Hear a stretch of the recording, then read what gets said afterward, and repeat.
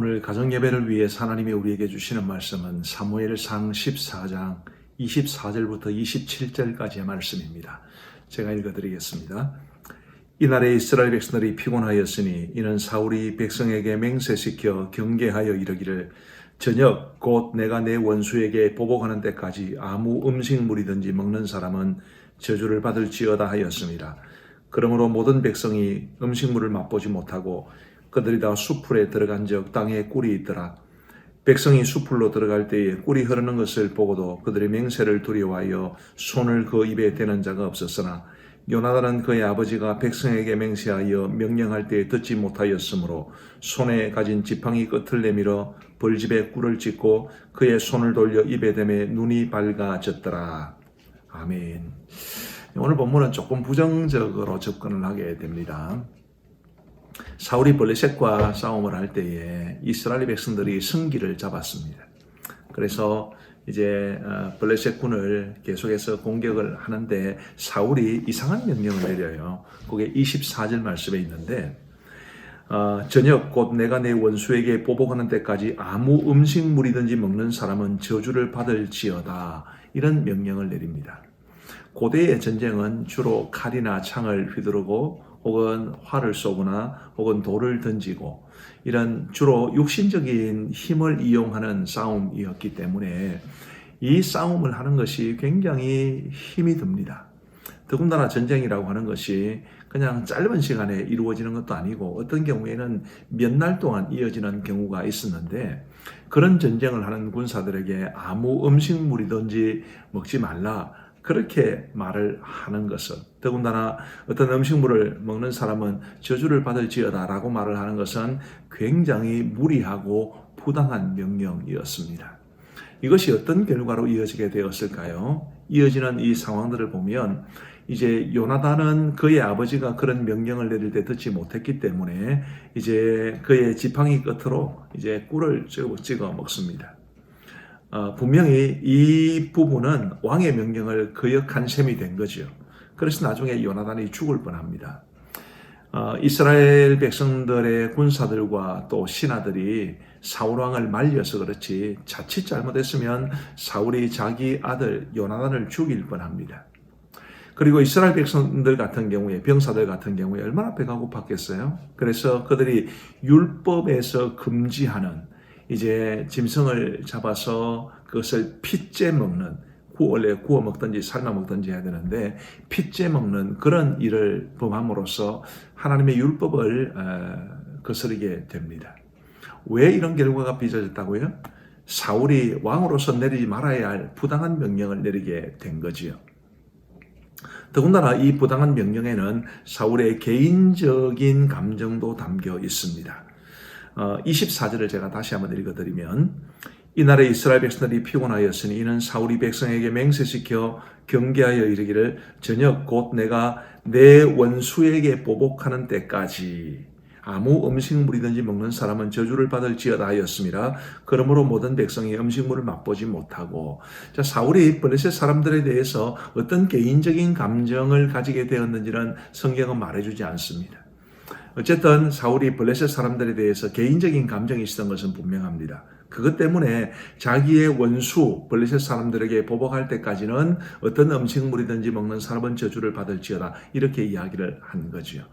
그러니까 사울이 지도자로서 내린 명령은 두 가지 면에서 크게 잘못된 것입니다.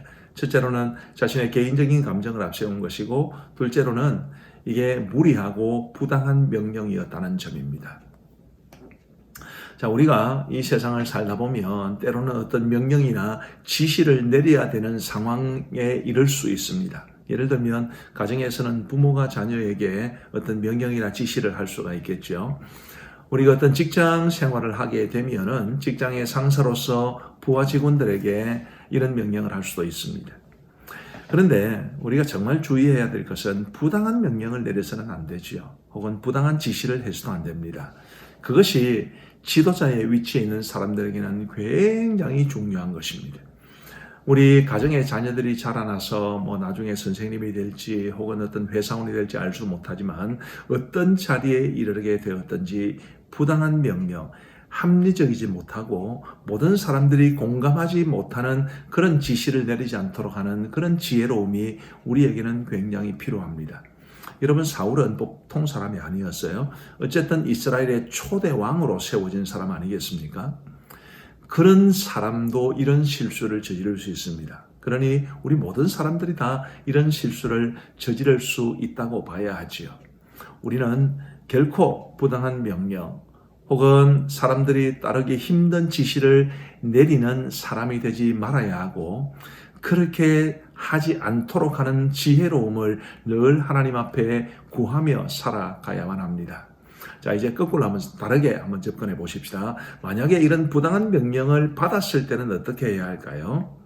물론 우리가 어떤 관계 속에서는 정말 지도자의 말에 대해서 100% 순종해야 될 때가 있기는 합니다. 그러나 우리가 어떤 경우에는 또 우리에게 지시를 내린 분에게 그거는 아닙니다 라고 말할 수도 있어야 되지요. 이제 그런 용기도 우리에게는 필요한 거지요. 그러니까 우리가 지금뿐만 아니라 앞으로 세월이 한참 지나서 우리가 어떤 명령이나 지시를 내려야 되는 그런 자리에 있다면 부당한 명령이나 혹은 지시를 내리지 않는 지혜로움을 갖추고 있어야 하고, 누군가의 지시나 명령을 받아야 하는 그런 입장에 있다면 부당한 명령이나 지시에 대해서 굉장히 정중하면서도 자신이 가지고 있는 분명한 생각을 말할 수 있는 용기도 필요하다는 것을 배우게 됩니다. 우리 가족들은 지금뿐만 아니라 앞으로도 이런 지혜로움과 용기를 함께 가지고 살아감으로써 하나님도 기쁘시게 하고, 또 우리가 속해 있는 공동체 속에서도 긍정적인 기여를 하며 살아갈 수 있게 되기를 간절히 바랍니다. 기도하겠습니다. 하나님 아버지, 감사합니다. 오늘도 저희 가정이 가정 예배를 드릴 수 있도록 인도하여 주셔서 감사합니다. 하나님 아버지, 사울은 왕의 입장에 있으면서 군사들이 따르지 못하는 부당하고 어리석은 명령과 지시, 그것도 개인의 감정에 치우쳐서 그런 지시를 내림으로써 많은 어려움에 처하게 되었습니다.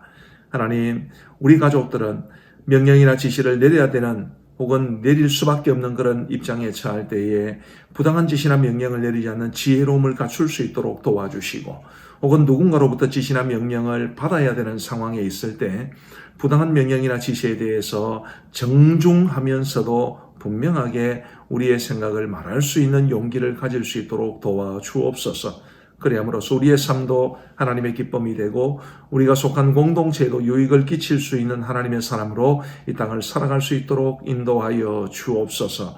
감사를 드리오며 예수님 이름으로 기도하옵나이다. 아멘.